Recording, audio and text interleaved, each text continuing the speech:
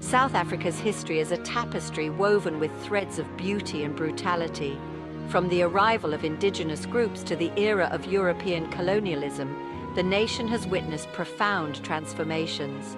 The discovery of diamonds and gold in the late 19th century ignited a scramble for resources, further entrenching racial divisions. It is against this backdrop that the story of Jan Smuts unfolds, a man who played a pivotal role in shaping the destiny of South Africa. Jan Christian Smuts was born in 1870 in the Cape Colony, British South Africa. He excelled in his studies, eventually earning a law degree from Cambridge University. Upon returning to South Africa, he quickly rose to prominence, becoming a key figure in the government of the Transvaal Republic. Smuts' early career was marked by his involvement in the Second Boer War, where he fought against the British.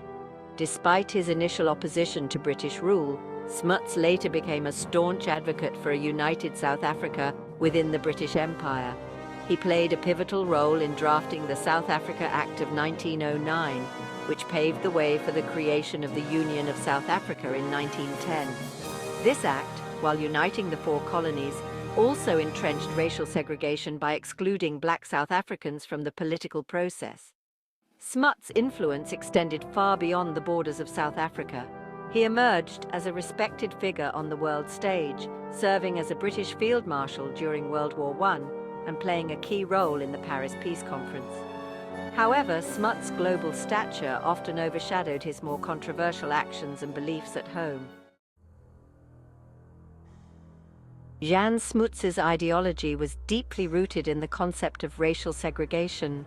He believed in the inherent superiority of European civilization and saw the presence of black Africans as a threat to the social and political order.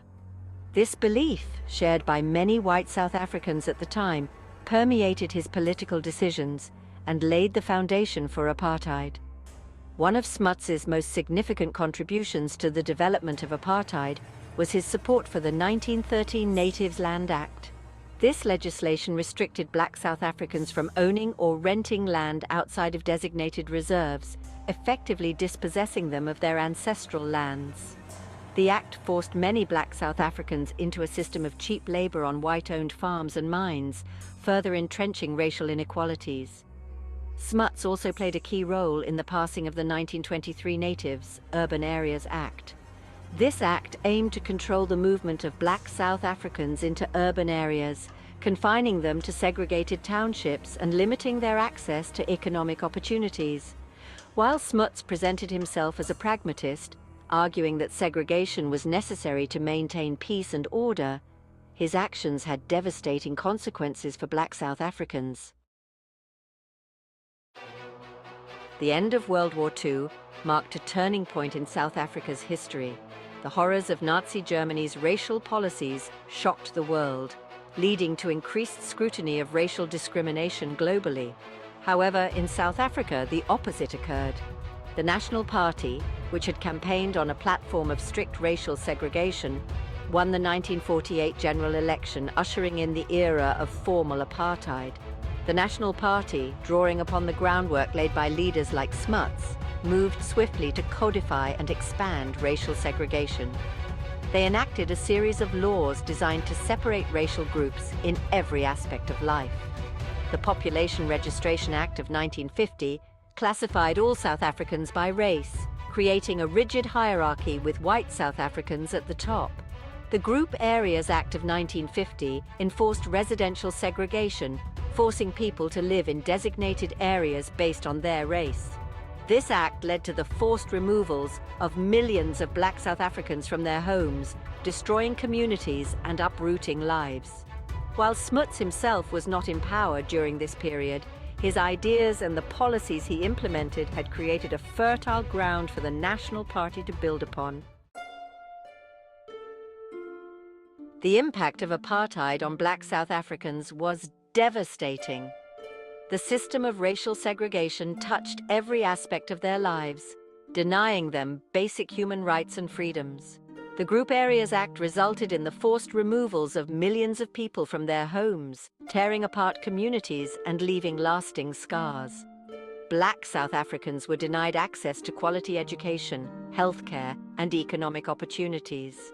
The Bantu Education Act created a system designed to limit their potential, relegating them to menial jobs and perpetuating the cycle of poverty. The pass laws, which restricted their movement, turned everyday life into an act of defiance. The suppression of dissent was brutal. The government enacted draconian security laws, banning political organizations and imprisoning those who dared to speak out against apartheid.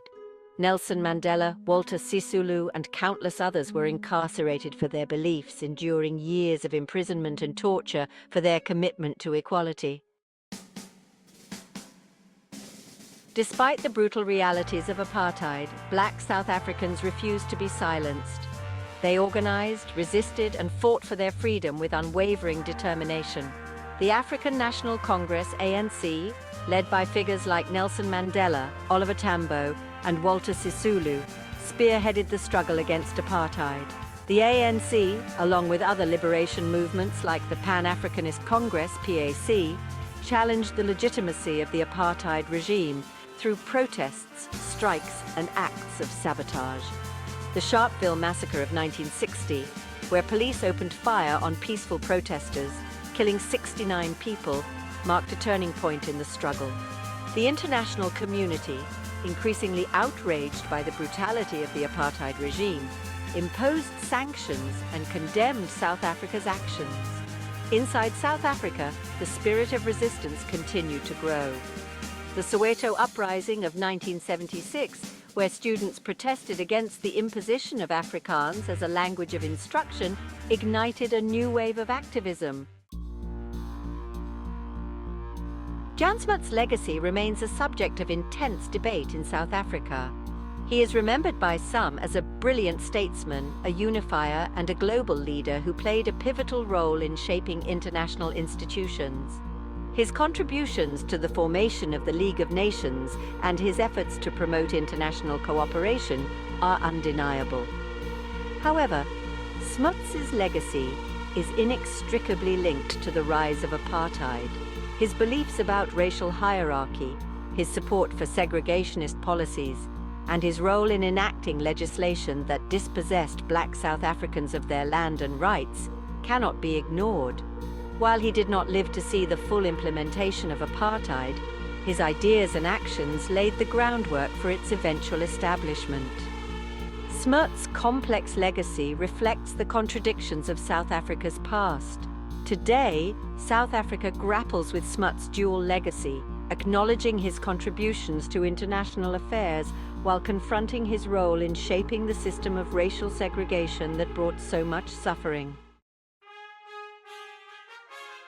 South Africa has undergone a remarkable transformation since the end of apartheid in 1994. The country held its first democratic elections, ushering in an era of hope and reconciliation.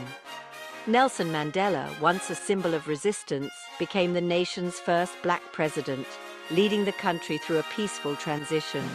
The Truth and Reconciliation Commission, TRC, established to address the atrocities of the past, provided a platform for victims and perpetrators to share their stories and seek forgiveness. While the process was painful, it played a crucial role in healing the wounds of the past and promoting national unity. South Africa today faces numerous challenges, including poverty, inequality, and the legacy of apartheid. However, the country has made significant strides in addressing these issues, demonstrating a commitment to social justice and equality. The fight for equality and justice continues, but South Africa's progress offers hope that a brighter future is possible.